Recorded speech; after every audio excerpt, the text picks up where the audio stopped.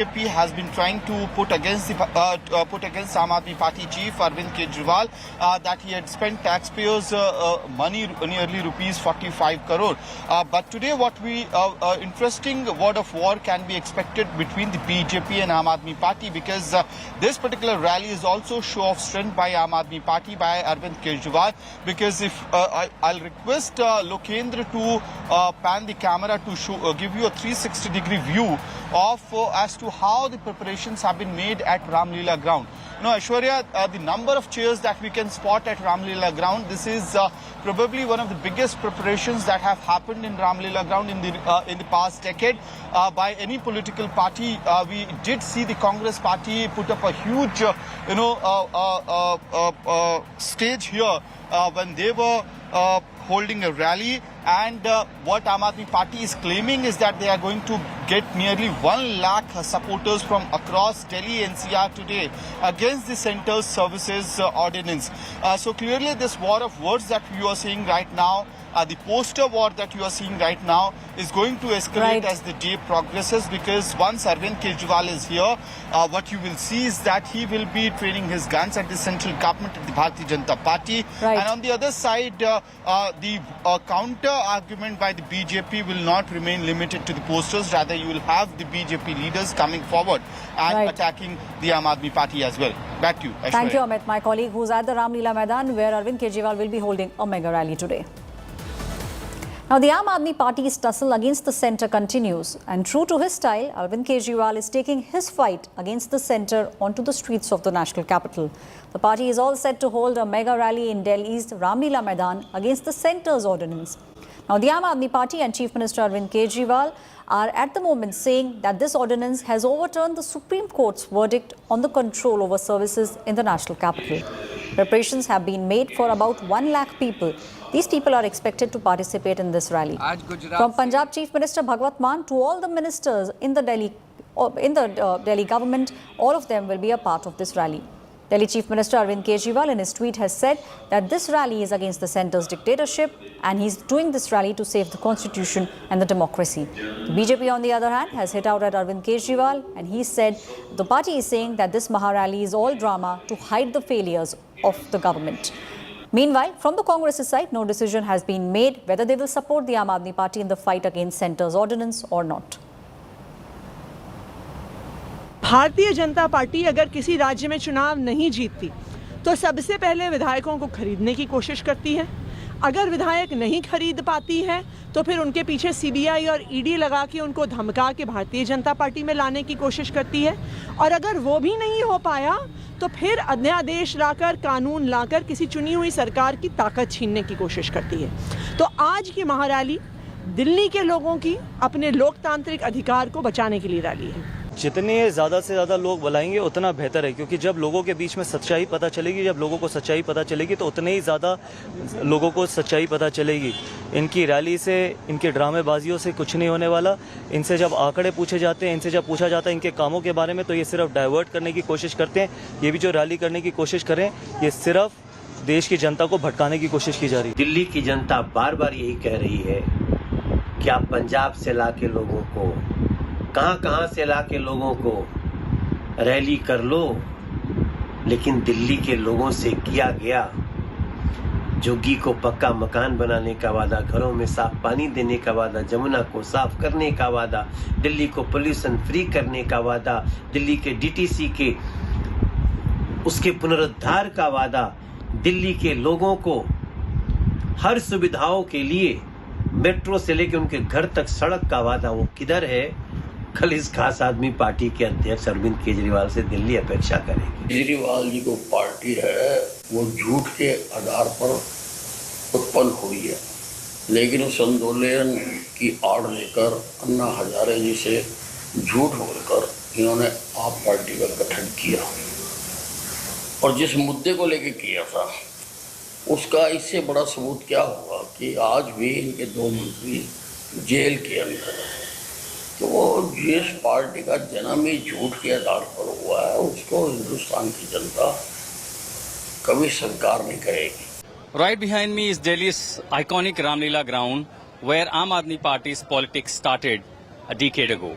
Yet again, Arvind Kejriwal will be addressing the crowd at Delhi's Ramlila Maidan, and this time against the centre's ordinance curtailing the power of the elected government, which even they retained by the Supreme Court Constitutional Bench's order. And here there you see the stage set where Arvind Kejriwal along with Punjab Chief Minister Bhagwant Mann will be addressing the crowd on the same issue. Kapil Sibal has also been invited, and remember, on the same issue, Arvind Kejriwal has been meeting the various opposition parties and gathering the support against this ordinance when the bill will be tabled in the upper house. As far as support from the Congress is concerned, there has not been an official meeting, but on 23rd June, when all party meeting of the opposition will take place in Patna, Arvind Kejriwal will join the meet and raise the issue seeking support from the entire opposition over the opposition unity. Now here at Delhi's Ramlila Maidan, this rally will also set a tone for the Aam Aadmi Party for the upcoming general elections 2024, and this is how the political battle will start for the Aam Aadmi Party. At Delhi's Ramlila Maidan with Nasir Ahmad Mishra for India Today. Now, there's politics that is erupting over the massive surge in airfare. Airfares have jumped significantly on certain routes, especially after the crisis hit. Go First suspended its operation from the 3rd of May. Now, Congress Rajya Sabha MP K.C. Venugopal mocked his former colleague and Union Minister Jyotiraditya Scindia and said that the government's free pass to airlines, coupled with their rampant privatization spree, is responsible for the dire situation today. He further underscored that the government has no strategy to correct the massive dip in the number of flights. Now, calling this an ill-informed remark, Aviation Minister has now slammed K.C. Venugopal. Jyotiraditya Scindia said the ministry is monitoring the airfares and they have asked the airlines to self-regulate the fares. Calling Venugopal's remark a tone of deaf assumption, he further highlighted that the aviation is truly democratized under the leadership of Prime Minister Narendra Modi.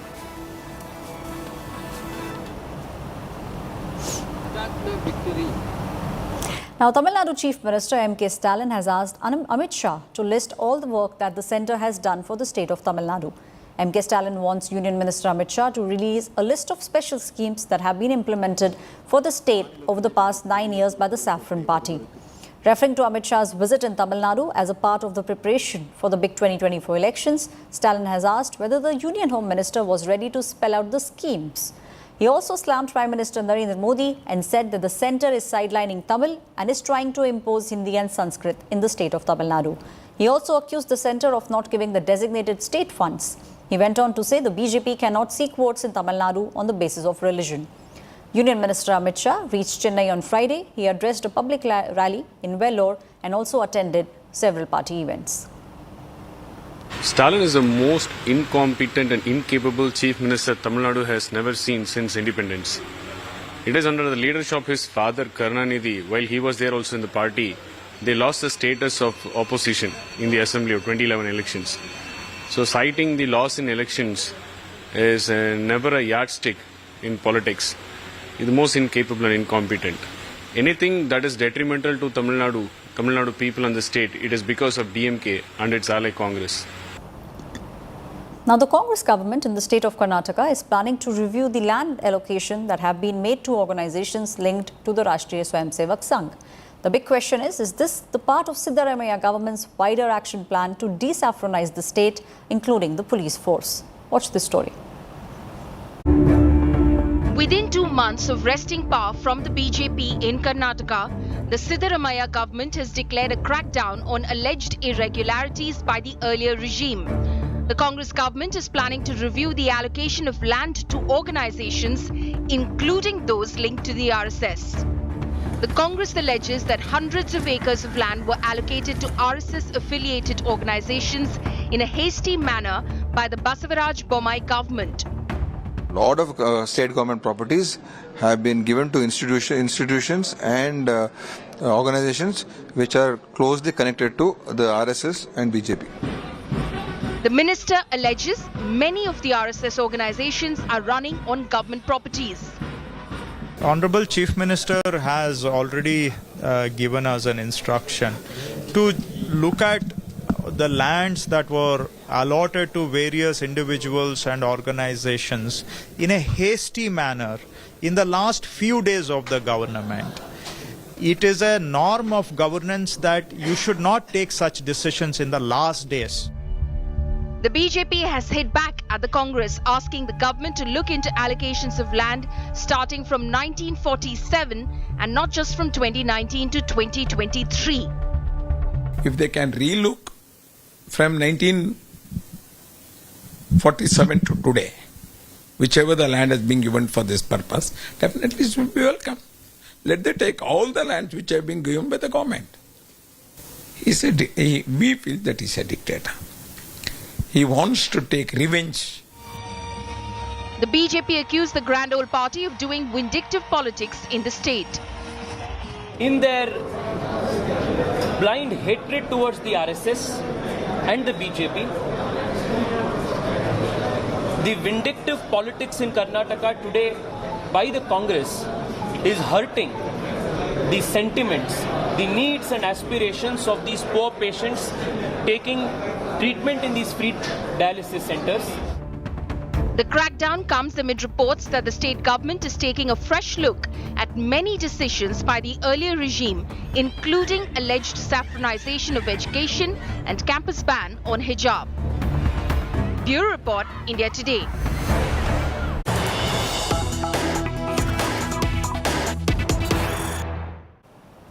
Now news that's just coming in from the state of Tamil Nadu. The police has denied what the Tamil Nadu BJP chief Annamalai has claimed. Annamalai claimed that an army officer's wife was assaulted in Tamil Nadu. The police is saying that these claims are not true.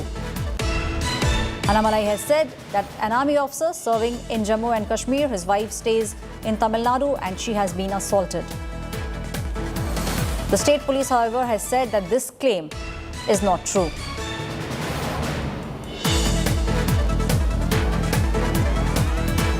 This is the latest flashpoint that's taking place in the state of Tamil Nadu between the BJP and the Chief Minister of the state, M.K. Stalin. Now, Tamil Nadu BJP Chief Annamalai has claimed that an army officer who's serving in Jammu and Kashmir, his wife stays in Tamil Nadu and she has been assaulted. This is a claim by the BJP. The police on the other side is saying that these claims are not true. Tamil Nadu police has called these claims exaggerated. So the latest in the state of Tamil Nadu between the BJP and the Chief Minister of Tamil Nadu, M.K. Stalin.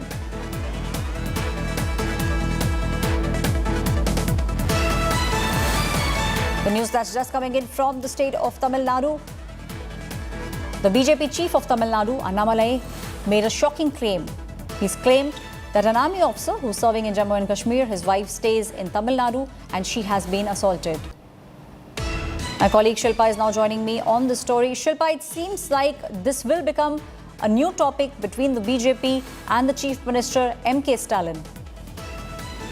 Well, Aisha, yes, of course, the BJP has taken up the matter politically. But what we're given to understand from our police sources in Tiruvannamalai is that the claims made by this army Jawan is slightly exaggerated. In fact, the police says his wife is not even attacked. This entire issue pertains to a shop Prabhakaran's in-laws had taken on lease for a few years in Tiruvannamalai district.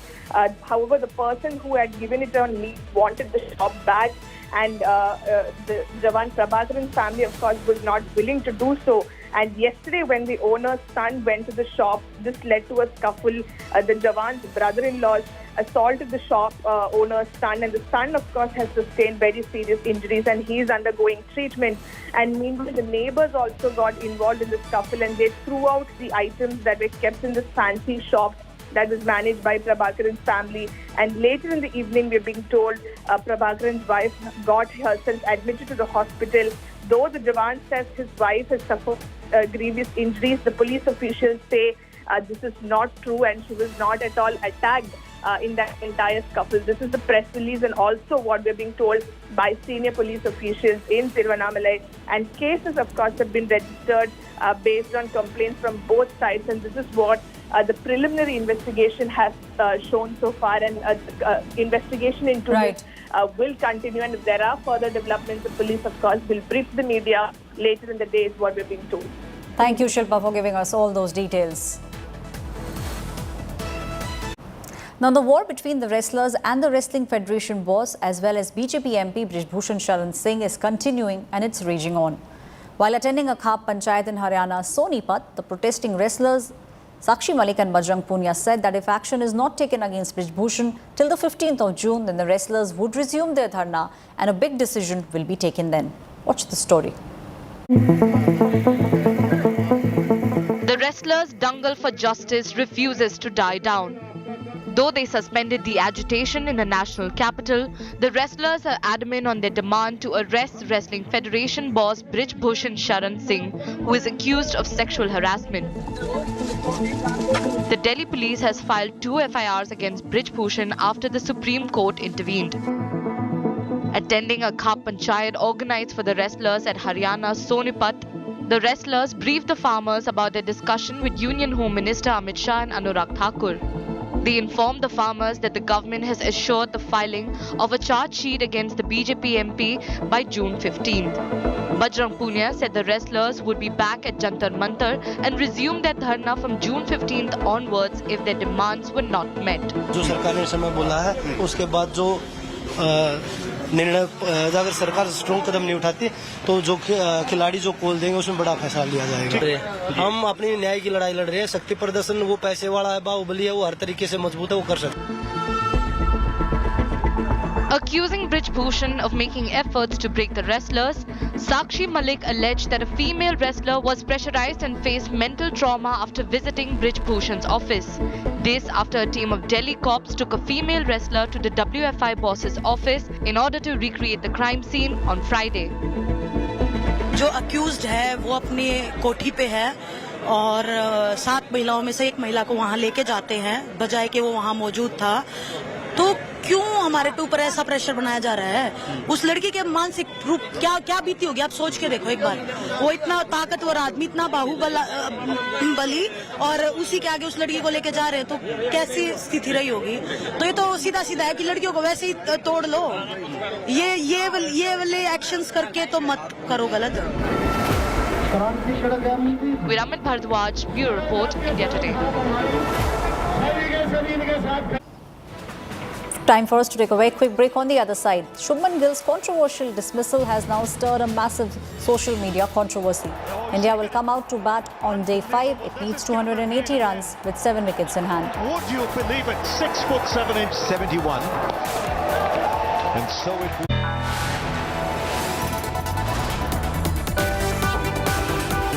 You are watching India Today.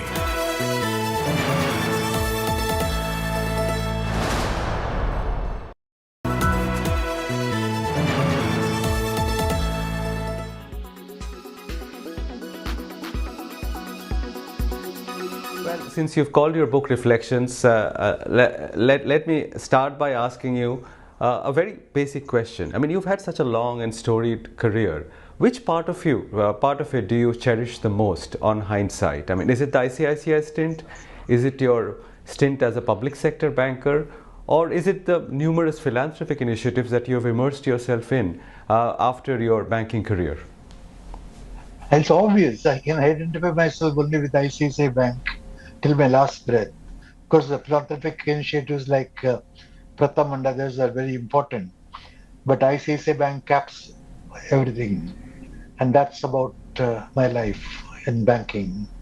But, you know, I rarely speak to a person who has been a chairman of a public sector bank and a chairman of a very large private sector bank. I mean, you're a rare exception in that case. So let me ask you to tell us a little bit about this perennial debate which is on between public sector and private sector banks. And a lot of people believe that a public sector bank can never run as efficiently as a private sector entity.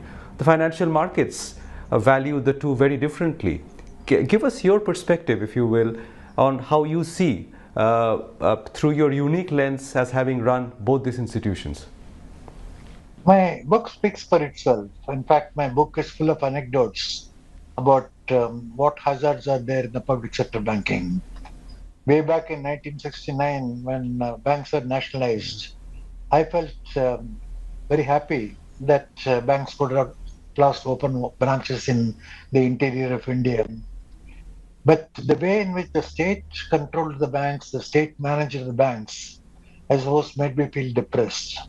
In fact, my tenure in public sector banking was very small. Then within 6 years, I left the public sector banking. I'm not counting my State Bank of India days where I was not a chairman. State Bank of India, I was working very closely with the chairman at that time. But if I count the chairmanship of the Bank of India, well, I was very happy to be in the bank and very happy to be with the people. But I just did not like the way in which the government tried to control the chairman and to control. Almost every day you will get a message from there to do this, to do that. That's not the way to manage the bank. And the market is right in valuing the private sector bank more than the public sector bank. It is not so much about the ownership of the public sector banks that matters. It's the way in which the state is managing the public sector banks that really gives a huge discount to the public sector banks.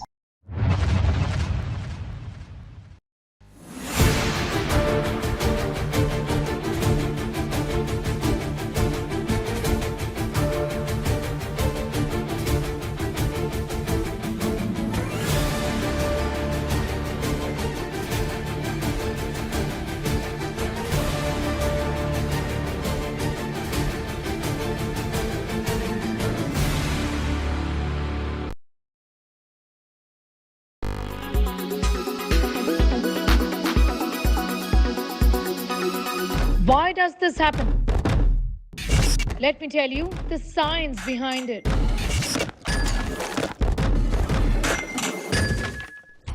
For more informative videos like this, keep watching India Today News Mo.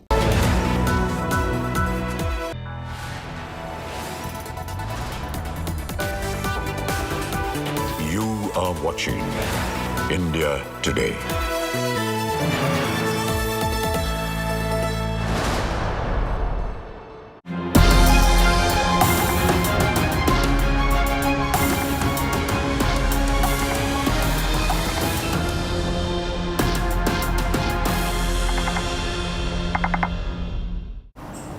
Now, Shubman Gill's wicket in the second inning of the WTC final has caused a massive uproar. The fans are fuming over the third umpire's decision, even as the TV footage is suggesting that the evidence is not conclusive. Watch what exactly happened on the field. With the test mace on the line, Shubman Gill was expected to play a big knock. His effortless stroke play at the start got the crowd at the Oval going. From Shubman Gill, that's got the Indian fans on their feet. But Gill's stay in the middle was short. He was dismissed in controversial circumstances and the boos started to ring round the stadium. 7 inches. After a long, hard look at the available evidence, the TV umpire decided to rule in favor of Australia. The ICC rulebook says that a batter is out-caught if a ball delivered by the bowler is held by a fielder as a fair catch before it touches the ground. The bone of contention was if the ball made contact with the ground or not, and if there was conclusive evidence to adjudge Gill out. A devastated Shubman Gill took to Twitter and questioned the third umpire's decision in 3 simple emojis. Former cricketer Virendra Sehwag was one of the many fans who believed that the umpire made an erroneous decision. Even Wasim Jaffer took a cheeky dig at the TV umpire after the decision was made. The 2008 umpiring gaffe in Sydney continues to be debated till date, and a similar tale seems to have panned out in London. Going back convention, the benefit of doubt goes to the batter, but a disappointed Shubman Gill had no choice but to walk back to the pavilion. Sports Bureau, India Today. Thank you. And with that, it's a wrap on this bulletin. Thank you for watching India Today. For more news and updates, you can log on to indiatoday.in. You can also download the app. This is me, Aishwarya Paliwal, signing off.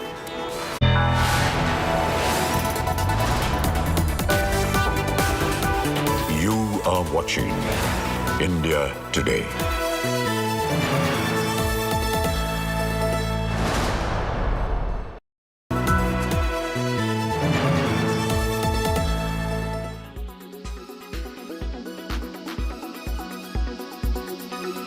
Global ride-hailing platform Uber has announced plans to go 100% emission-free in the next decade. The company will be switching its fleet to EVs globally. Andrew McDonald, SVP Business Operations and Mobility, was in India and spoke to BTTV's Akanksha Chaturvedi on how the company plans this and how it will cope with the infrastructure challenges in India. India is a really important market for Uber. It's great to be here today. This was a great event. We're keenly aware of the challenges, and frankly, these are challenges all countries face as they seek to electrify their economies, right? We're launching now in India because we think the ecosystem is ready. We've got great partners that we announced today, including BP Pulse as it relates to charging infrastructure, Everest and Move as it relates to fleets, Tata as it relates to getting vehicles available, EV vehicles available. So, we like to say sustainability is a team sport, and I think the team is ready in India, and that's why we're launching Uber Green today. Okay.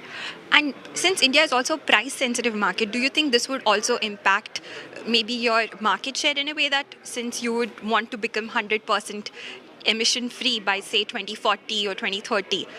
Of course, it's a very long run, but do you still think, at least in the short term, this might give your competitors an advantage? Actually, I think it's the contrary. I think this gives us a big advantage. I mean, the first thing is consumers want this, right? I think there's a new generation of consumers who want companies who offer green products, and so we're giving consumers what they want. Key thing to remember is we have a tremendous amount of scale in India, right? We've got more than 800,000 active driver partners in 125 cities. We're doing more than 500 million trips a year. This is a business that's going to integrate green products, but we're not flipping a switch overnight to make the entire platform green. The final thing I'll say is operating costs for electric vehicles are coming down quite substantially. So actually, I think this will lower costs for drivers, which will improve their economics, which actually means that consumer prices will come down over time.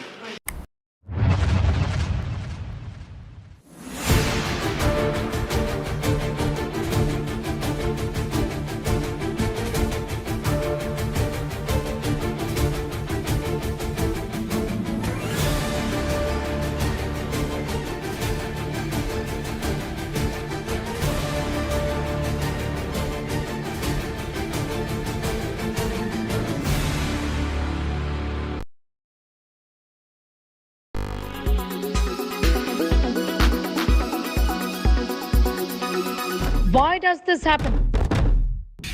Let me tell you the science behind it.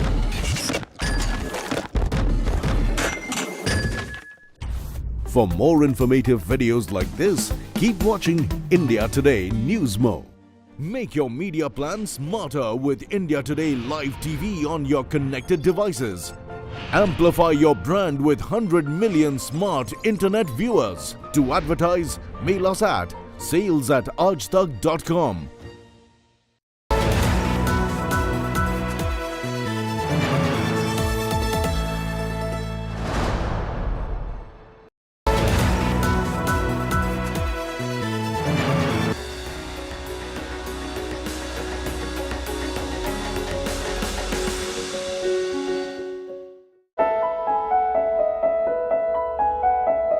Hello and welcome to Health 360.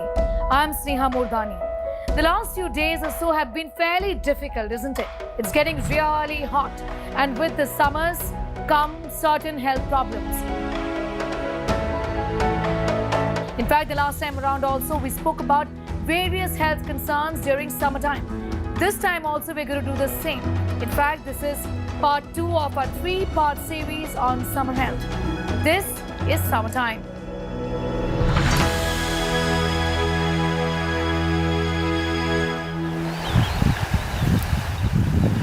It's summertime, but that does not mean that you stop doing all the fun activities that you're doing in winters. You can practice yoga, do aerobics, even go for a jog if you wish to. But there are things you must keep in mind while exercising in summers. And a report is going to tell you what exactly those things are.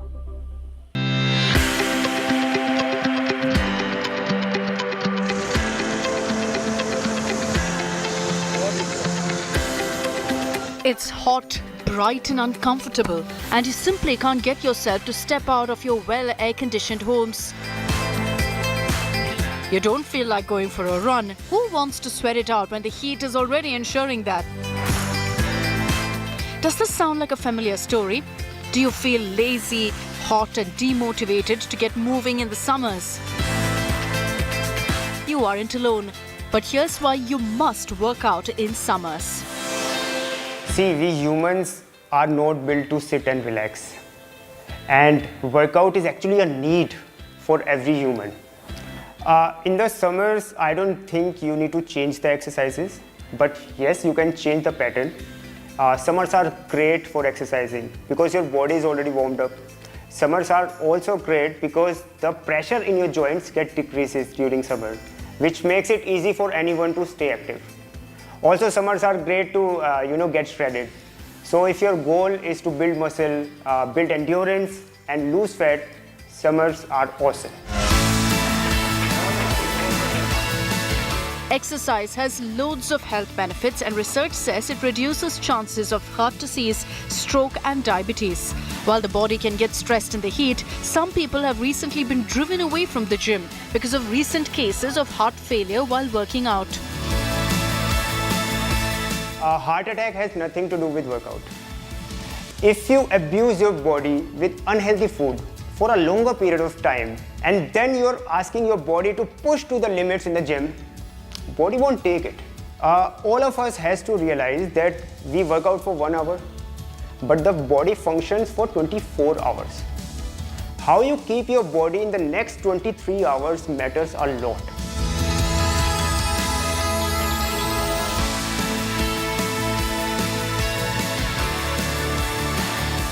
I would also like to say that every person should go and get its health checkup done before starting their fitness journey.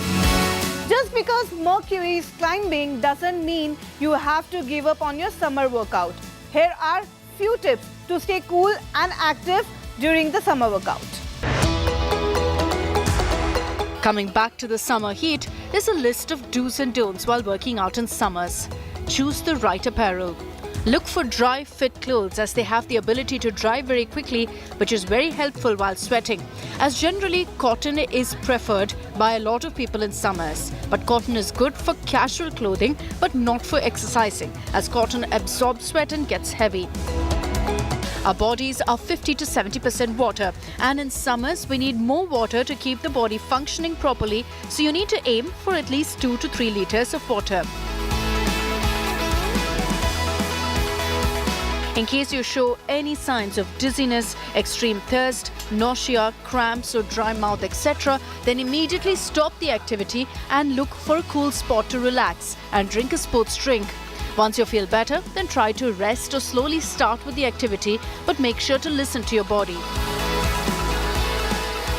So in summers, if you want to work out in summers and you want to work out outdoors, then you should work out early in the morning or late in the evening.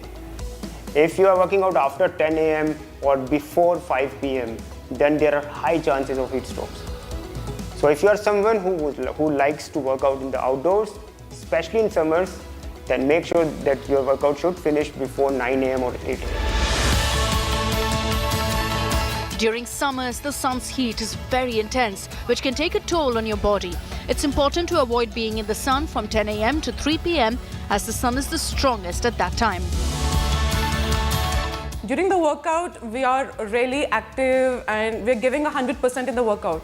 But when after the workout, I would really say that, for the first 1 hour, we're a little slow because our body is tired, like really tired. So just for 1 hour, we're a little slow after the workout. But after like 1 hour, we are really charged up and good to go throughout the day. I think it's better to work out during the summers because winters you need to warm up your body.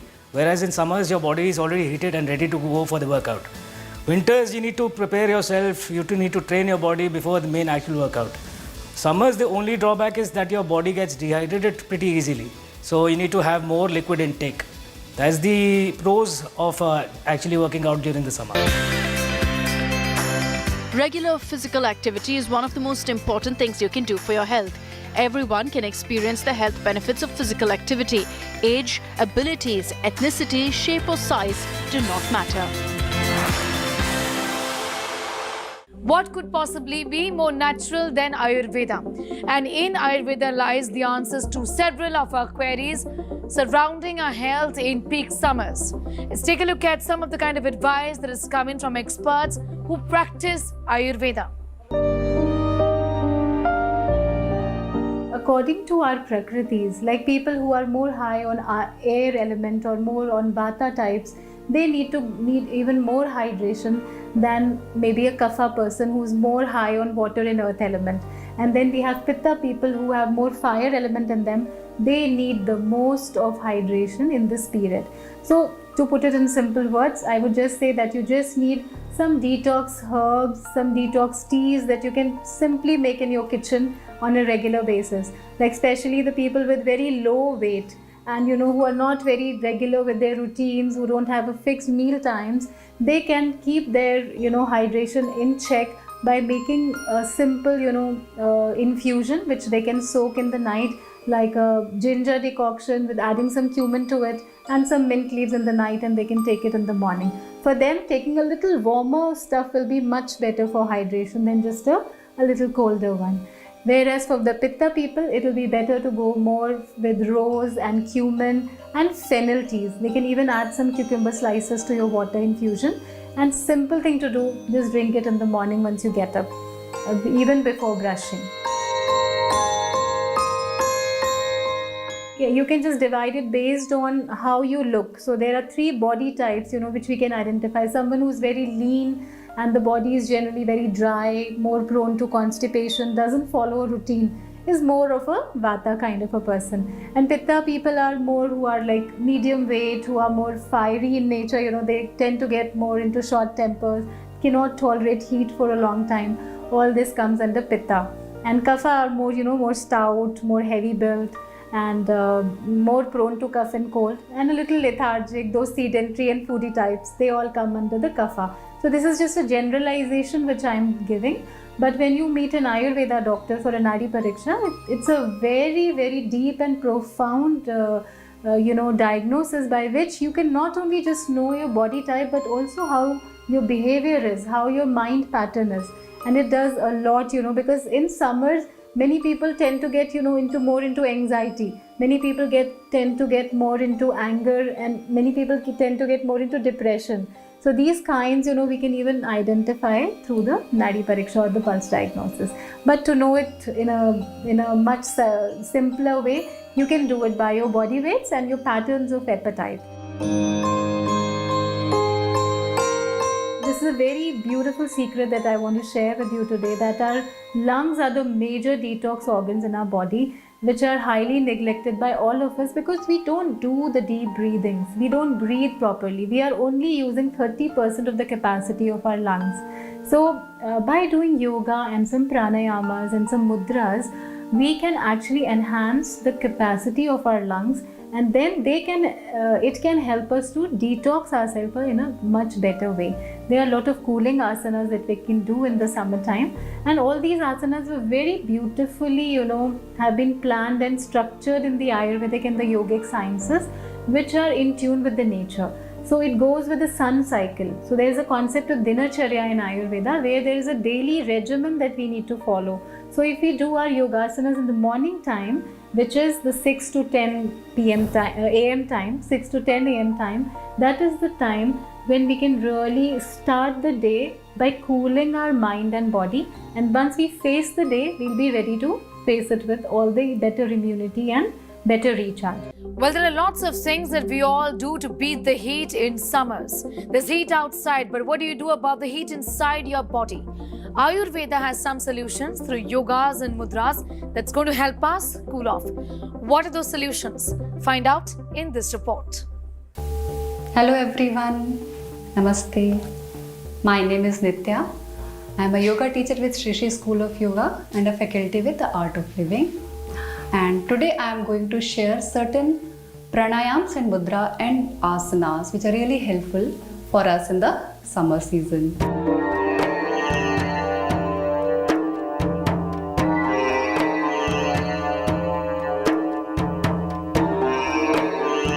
So the pranayams which we are going to learn today are Shitali, Shitali Pranayam, Shitkari Pranayam and Bhramari Pranayam. So let's start with Shitali. So Shitali Pranayam, as the name suggests, Shital means cold or cool, and summers are all about warm and anxiety and stress, isn't it? So what we are going to do, let's learn it together. We are going to stick out our tongue and make a tube of it like this. And now we have to breathe in through this tube and then hold the breath, close the mouth and exhale through the nostril. And while we do this, we keep our palms on our knees facing the sky and the back is straight. Whenever we do a pranayam, this is the sitting position. You have to sit with the vertebra straight. This pranayam actually brings the temperature down. The body becomes cold and the mind becomes settled. But there are certain people who cannot roll their tongue. They are not designed like that. So there is an alternative pranayam which is called Shitkari Pranayam. In Shitkari Pranayam, what we do? We roll the tongue and we just stick to the upper palate like this. And then we clench the teeth and push the lips apart. This is the position. And then we breathe in through the clenched teeth, again close the mouth and exhale through the nostrils. So it goes like this. One other pranayam which we'll learn is Bhramari Pranayam. There are two ways to do the Bhramari Pranayam. First, we'll learn the difficult one. We make a Shanmukhi Mudra.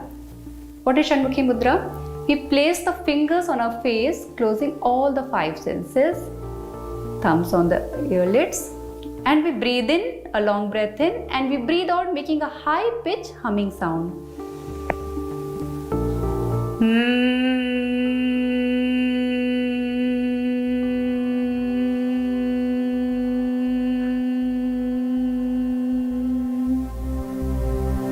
And we can continue, we can repeat it 5 to 6 times or 3 to 4 times as we wish. Really good to induce a peaceful sleep, so advised to be practiced before you go to bed. And there is an easier way to do this. If you find this little confusing, you can simply put the index fingers on the flap of our ears and keep flapping it open and close while we keep making the humming sound.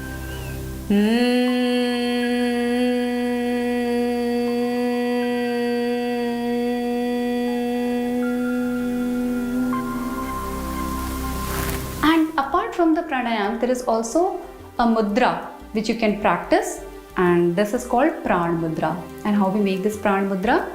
So your index and middle finger are together straight up and your thumb is gently touching your ring finger and the little finger. Place it on your knees facing the sky, and if you know the Ujjayi breath, you can breathe in Ujjayi, otherwise normal deep breaths in and out, keeping your eyes closed. So once we do these pranayams and mudra pranayam, we can do a couple of asanas as a closure to this cooling down yoga practice. The first asana would be the Shishu Asana or the child pose. The starting position for this is Vajrasana. We sit on our heels, the spine erect, and we gently place the palms on the yoga mat in front of us. As we breathe in and breathing out, we slide the hands in the front, slide the whole body down and place the forehead on the mat. Stay here and keep breathing. Ensure that your hips are not lifted off the heels. Really good asana to relax your body and mind together. Slide your hands towards up and sit straight. And as an end to this practice, we will do the corpus pose or the Shavasana. We have to lie down on our back, the legs apart 1 to 1.5 feet, palms facing up on our sides, body relaxed, eyes closed, and still like a corpus. Shav ke saman sthir or shant. If your time permits, you can relax in this posture for up to 10 to 15 minutes. Otherwise, 5 minutes is good. It relaxes the whole system. And when you want to get up, simply turn to your right hand side. Taking the support of your hands, Gently sit up. And we are good to go. Thank you. It's time for a quick commercial break here. We're getting you much more news on the other side.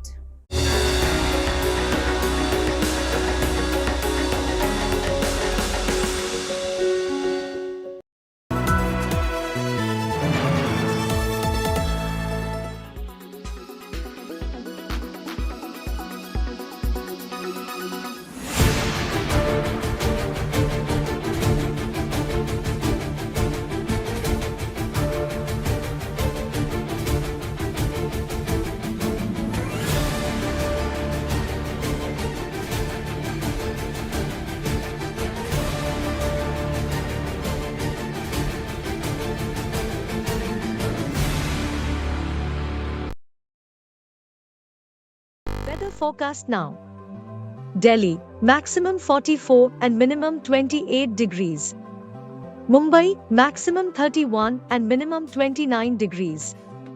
Kolkata, maximum 40 and minimum 28 degrees. Bangalore, maximum 31 and minimum 23 degrees. Chennai, maximum 36 and minimum 29 degrees. Hyderabad, maximum 37 and minimum 25 degrees.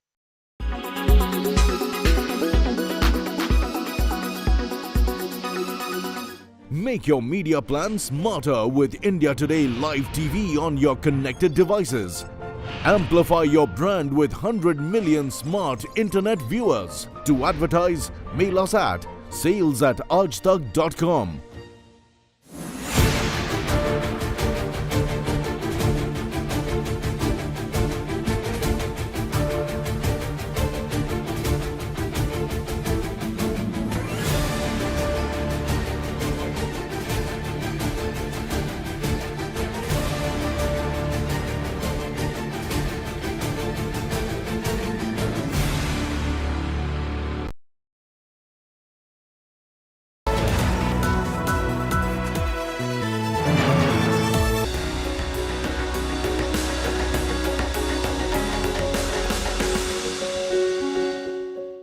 Think of summers and what many of us want to do each time the mercury soars is take a splash in the pool. Now, swimming is a great exercise. It's also a great way of cooling off, washing off the summer heat. But there are problems and risks associated with swimming, also health problems. The support is going to tell you all about those problems and how to address them.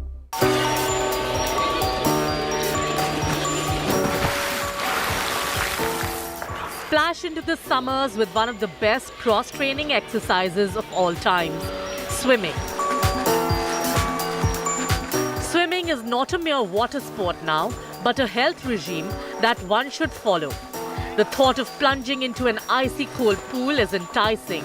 So we may ask, summer is in the air or is it the chlorine? Let's dive into the pool with some caution.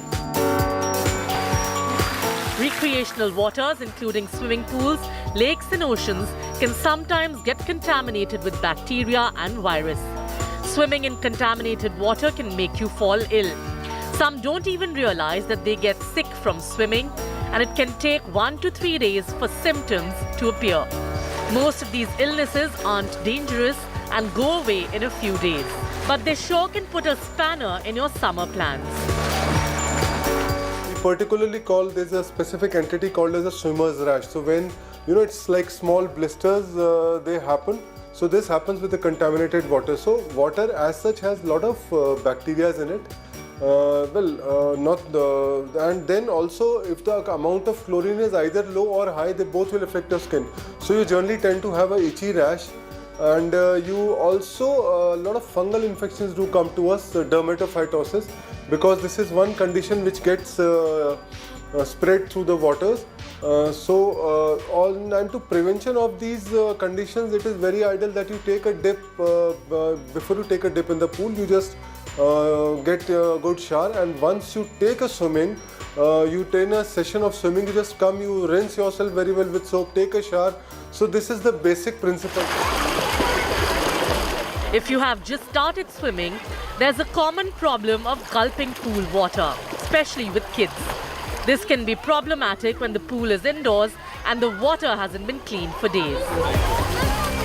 So when you tend to gulp this water, all these bacteria, they go into your stomach. So what you can have is a diarrhea. You know, you can have a diarrhea if you gulp it. You can have throat irritations with it, or even we have seen that some patients who or young children, they come to us even with some respiratory problems. So it is always advisable not to gulp water, to do a swimming practice, swimming with proper techniques, so with closing your mouth when going down, opening it early, so you need to good coach for it. While nobody would want to get out of a pool when it's hot out there should be an ideal duration that you should swim for. Swimming for about 30 minutes a day gives the best outcome for beginners and people under 30. Now that you've been cautioned, why not look into how benefiting these pool dives are?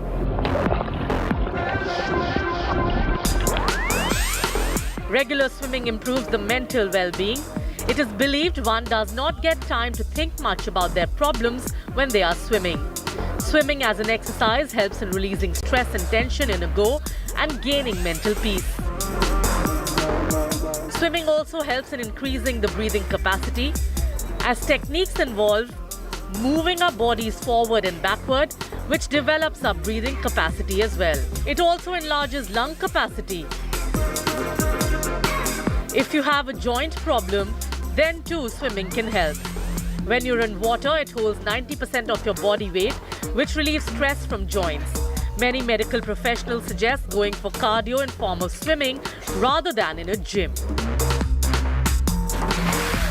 So more than having a fun summertime, swimming lets you deal with a lot of health problems, and that should be motivation enough for you and your kids to hit the pool.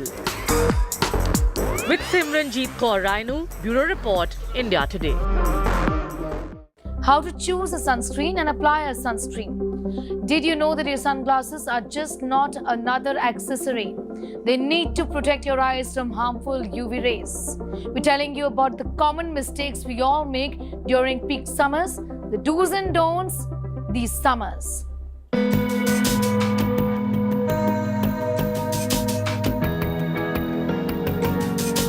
Staying healthy in the summer involves knowing how to avoid sun poisoning and sunburn. Safe and healthy eating and drinking practices are included. We're telling you exactly what the most common mistakes in summers are and how you can avoid them. Though it may be tempting to enjoy the summer months outside, it's important to not overstay your welcome in the hot summer sun. Doing so can increase the risk of sunburn, sun poisoning, and skin cancer. Here are things you must keep in mind before you use a sunscreen. Adults should wear a sunscreen with no less than an SPF 15. Sunscreens should also be broad spectrum. This means they have the ability to protect against both ultraviolet A or UVA and ultraviolet B or UVB. UVA is what makes the skin age and UVB is what burns the skin. But if you do end up with a sunburn, do not use ice cubes. Sunburns can react to extreme cold. Do this instead. Putting a cold, damp towel on the skin for 10 to 15 minutes a few times each day. Applying a moisturizer with aloe vera or soy. Drinking extra water, leaving blisters alone. Sunglasses do much more than complement style during sunny days. Look for sunglasses that block out 99 to 100% of both UVA and UVB radiation. Lessen the risk of foodborne illnesses by keeping hands washed and cleaning prep surfaces and appliances. Cook and hold meats to their proper internal temperature as well. The anti-inflammatory properties of the following foods may act as a natural defense against the sun and sunburns. Berries, tomatoes, carrots, salad greens, fatty fish such as salmon, almond, green tea.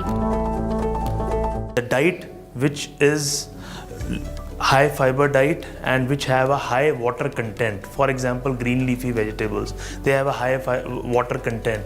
You can eat watermelon in this summer.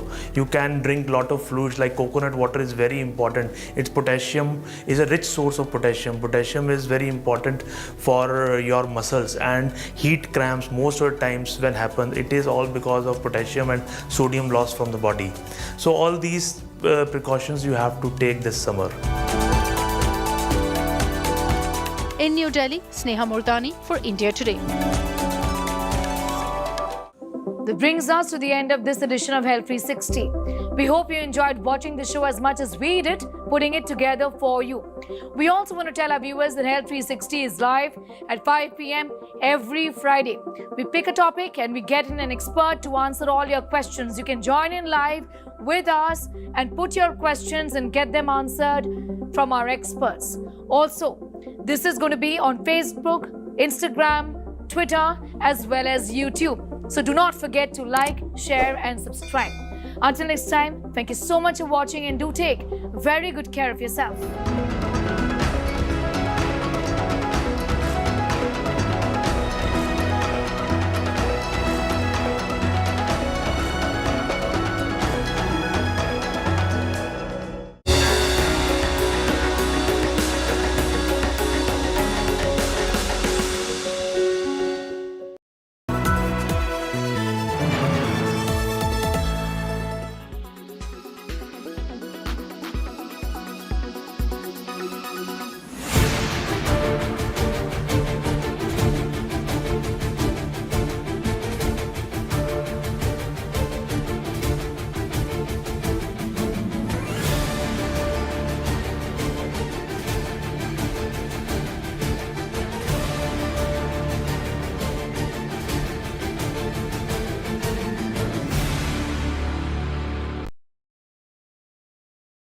Weather forecast now. Delhi, maximum 44 and minimum 28 degrees. Mumbai, maximum 31 and minimum 29 degrees. Kolkata, maximum 40 and minimum 28 degrees. Bangalore, maximum 31 and minimum 23 degrees. Chennai, maximum 36 and minimum 29 degrees. Hyderabad, maximum 37 and minimum 25 degrees.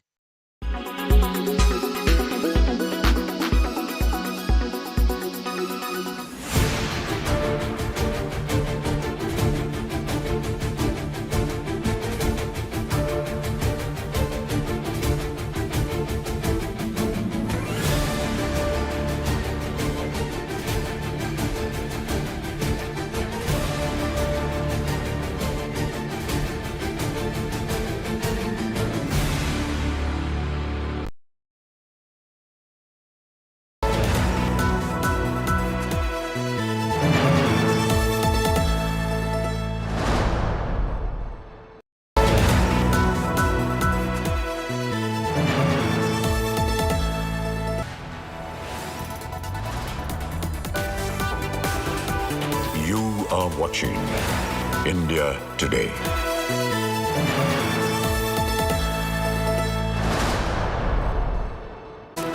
Hello, you're watching India Today and I'm Aishwarya Paliwal. Let's start the show with the headlines. Fight against the ordinance brought in the national capital escalates. Aam Aadmi Party is all set to hit the streets in the national capital. Arvind Kejriwal seeks Rajya Sabha backing from opposition parties. The BJP, however, says Arvind Kejriwal is enough to destroy the national capital.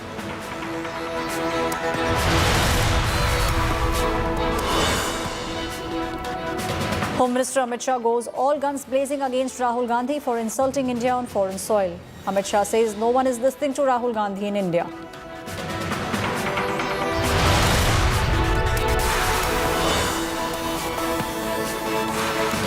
Big Congress versus Centre war of words erupt over the airfares. Congress says the Modi government had promised economical travel. The prices at the moment are skyrocketing.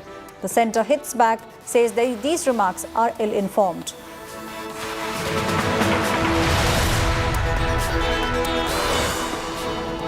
A miraculous survival story from Colombia. 4 missing children aged 13 years, 9 years, 4 years and a baby barely 12 months old found alive 40 days after a plane crash. They were stranded in the deadly Amazon jungle.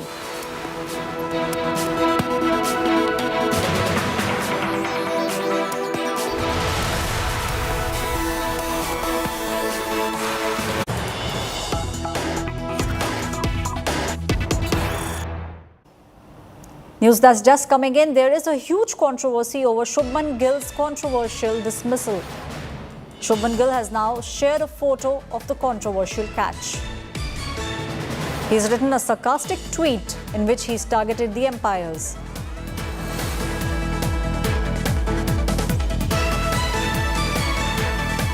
The controversial green catch ended Shubman's inning.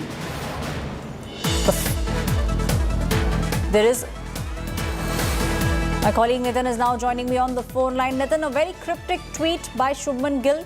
He's posted close-ups of the catch which ended his innings at the WTC.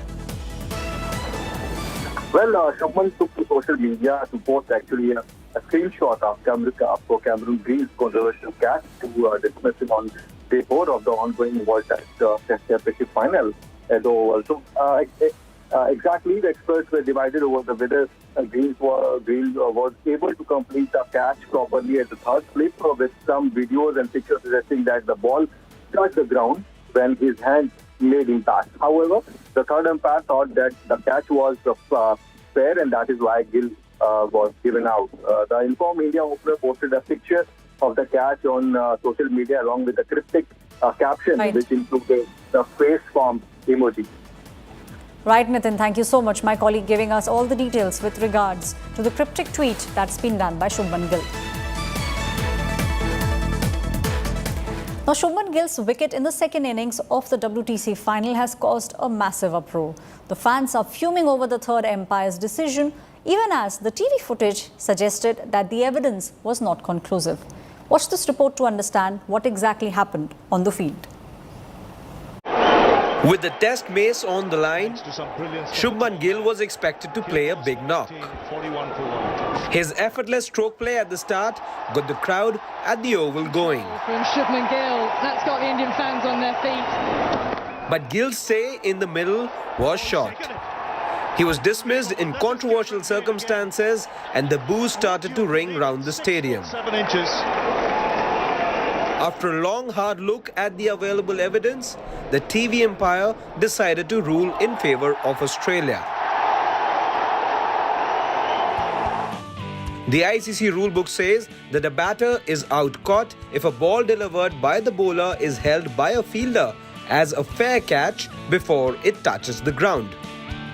The bone of contention was if the ball made contact with the ground or not, and if there was conclusive evidence to adjudge Gill out. A devastated Shubman Gill took to Twitter and questioned the third umpire's decision in 3 simple emojis. Former cricketer Virendra Sehwag was one of the many fans who believed that the umpire made an erroneous decision. Even Wasim Jaffer took a cheeky dig at the TV umpire after the decision was made.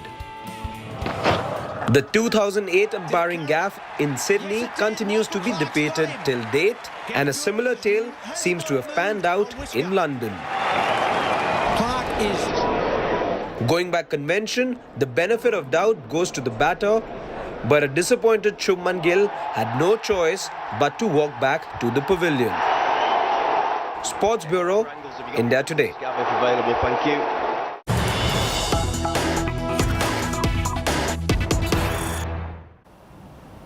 Now, a day after fresh violence rocked the state of Manipur, Kuki MLAs are all set to meet Prime Minister Narendra Modi and Home Minister Amit Shah in the national capital today. Kuki MLAs want a separate administration. The incidents that have taken place in Manipur over the past many weeks have now culminated in Kuki MLAs coming to meet Prime Minister Narendra Modi and Home Minister Amit Shah in the national capital today. The MLAs want a separate administration.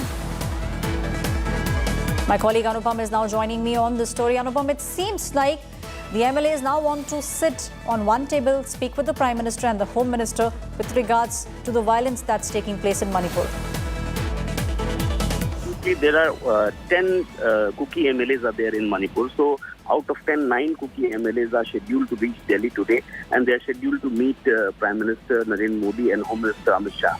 But they have got the time or not, that we don't know, but they have already left Manipur for Delhi.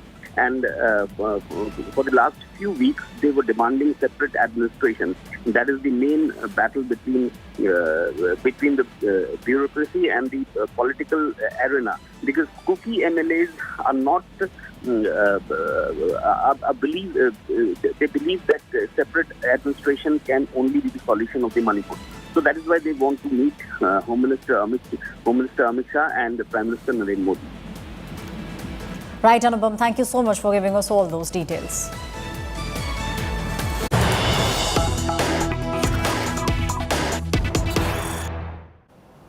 News that's just coming in. There is a war over the Muslim quota that's escalating at the moment.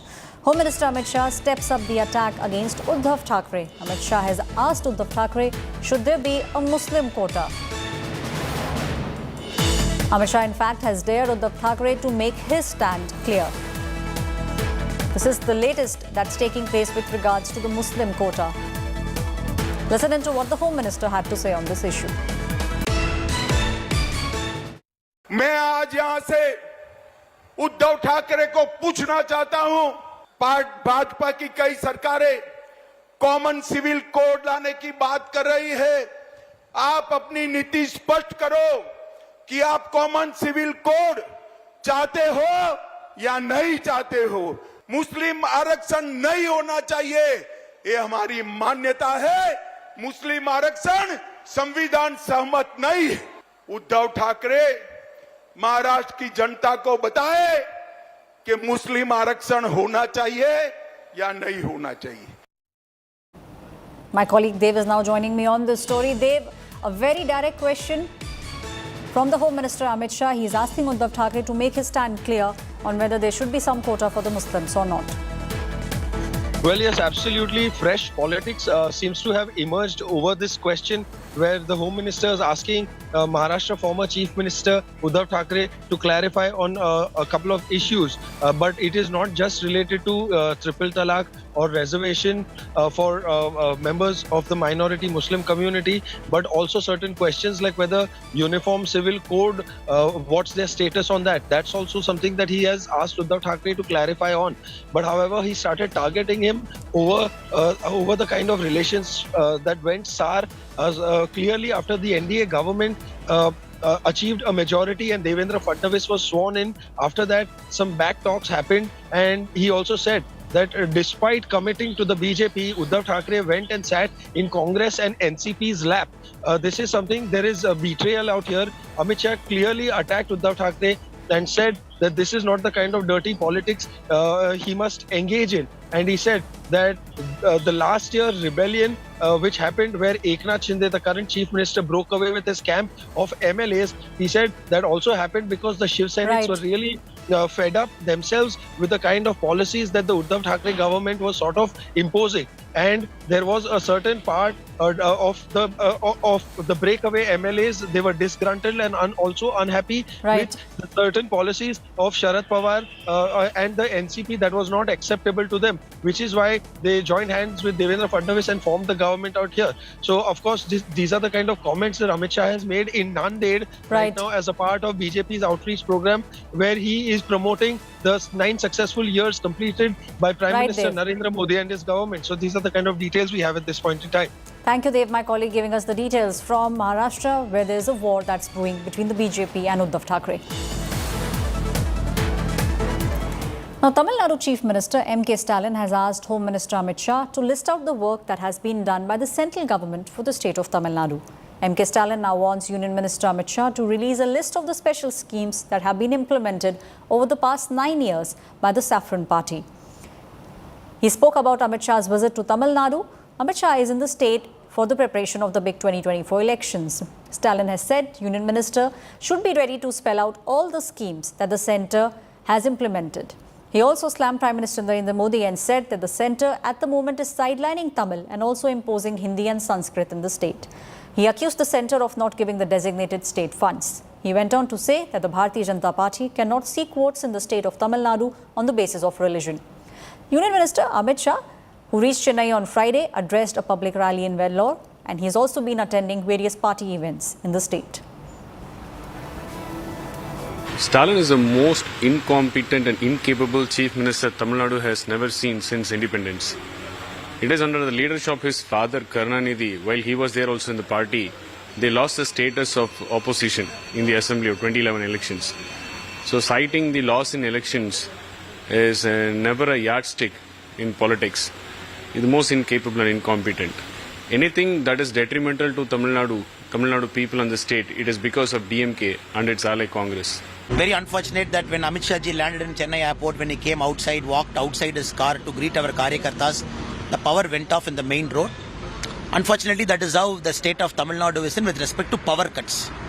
A lot of power cuts going at different points of time. I don't want to bring down the morale of our officers, especially the TNEB or the fire service or the hardworking police brothers and sisters who are here. It is for the Chief Minister to talk, to look into the mirror and honestly assess whether he is properly doing his role as a Chief Minister, thereby giving 100% power to everybody before.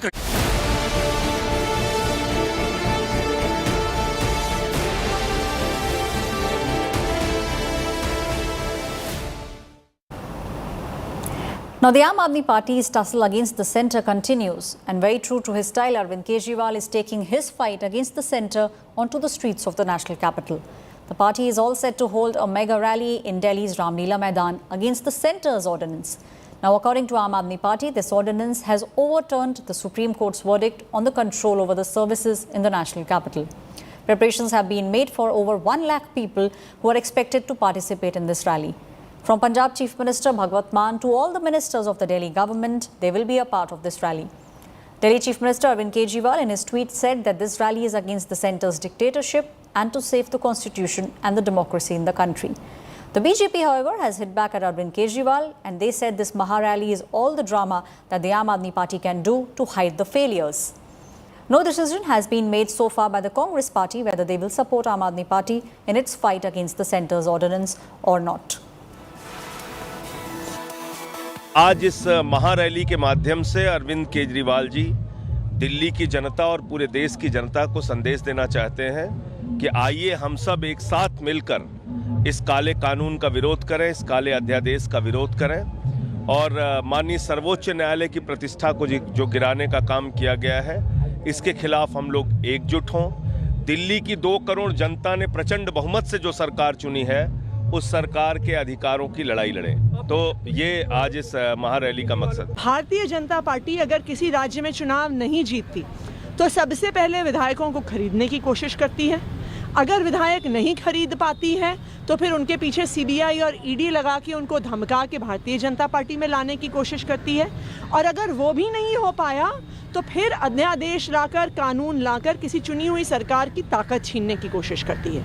तो आज की महारैली दिल्ली के लोगों की अपने लोकतांत्रिक अधिकार को बचाने के लिए रैली है। देखिए, दिल्ली के लोगों को दिल्ली की बहुत चिंता है। जिस तरीके से दिल्ली की चुनी हुई सरकार को बार बार अरविंद केजरीवाल को मैंडेट दिल्ली के लोगों ने दिया, लोग चाहते हैं कि दिल्ली को अरविंद केजरीवाल चलाएं। आज दिल्ली के लोग चाहते हैं कि उनको अच्छी स्वास्थ्य मिले, अच्छी शिक्षा मिले, अच्छी सड़कें मिले, बिजली मिले, पानी मिले, और वो अरविंद केजरीवाल देना चाह रहे हैं। अगर केंद्र सरकार इन सब के बीच में रोड़ा बनेगी तो दिल्ली के लोग तो दुखी होंगे। आज पूरी दिल्ली के लोग 1 लाख से भी ज़्यादा लोग इस ऐतिहासिक प्रांगण में रामलीला मैदान में इकट्ठा हो रहे हैं भारतीय जनता पार्टी से ये पूछने के लिए कि जिस सरकार ने हमें बिजली, पानी, स्कूल, अस्पताल, मोहल्ला क्लिनिक जैसी शानदार सुविधाएं दी, उससे आपको क्या बैर है। भाजपा के लोगों से, केंद्र की सरकार से दिल्ली वाले पूछने आ रहे हैं कि यह देश आपकी तानाशाही से क्यों चलना चाहिए। भाजपा के, केंद्र सरकार के लोगों से दिल्ली के लोग ये पूछने आ रहे हैं कि आपकी गुंडागर्दी कब खत्म होगी। आज जब अरविंद केजरीवाल रैली के मंच से जब बोलेंगे तो मैं उम्मीद करता हूं, जो आम आदमी सवाल पूछ रहा है, जनरल पब्लिक एक सवाल पूछ रही है कि आपने राजमहल पर उनकी गाड़ी कमाई का जो पैसा 45 करोड़ रुपया खर्च किया है, वो किससे पूछ के खर्च किया है? तो आप जरा वो जनरल पब्लिक को वो जरा राजमहल भी दिखा दीजिए, ये पब्लिक आज पूछ रही है। तो जब मैं उम्मीद करता हूं अरविंद केजरीवाल जी जब मंच से बोलें तो जो जनरल पब्लिक के सवाल आज जो पूछे जा रहे हैं उसके बारे में भी जवाब देंगे, हमारा ये मानना है। My colleague Amit is now joining me on the story. Amit, in just about half an hour to 40 minutes is when the rally in the national capital will begin. Arvind Kejriwal rolling up his sleeves and taking the fight onto the streets of the national capital.